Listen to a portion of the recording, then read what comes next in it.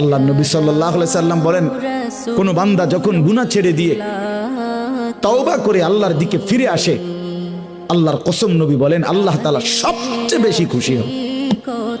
আশাদ্দু ফারাহান, আল্লাহ তাআলা সবচেয়ে বেশি খুশি হয় কখন?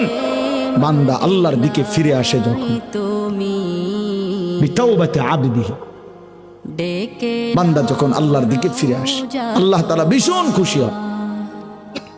গুনার নাফরমানের জিন্দেগি ছেড়ে দিয়ে আল্লাহর দিকে যখন ফিরে আসে, আল্লাহ তাআলা তখন 7 আসমান সাজিয়ে দেয়। ফেরেশতাদেরকে বলে, আসমান সাজিয়ে দাও, জান্নাত সাজিয়ে দাও।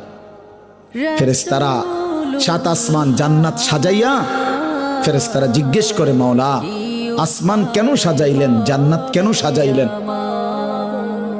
তো আল্লাহ তাআলা বলে, আসলাহাল আবদু মাওলাহু, শোনো, আজ এক গোলাম যে তার মনিবকে ছেড়ে চলে গেছিল অনেক দিন, আজ সেই ভেগে যাওয়া গোলাম তার মনিবের সাথে সম্পর্ক ঠিক করে ফেলছে।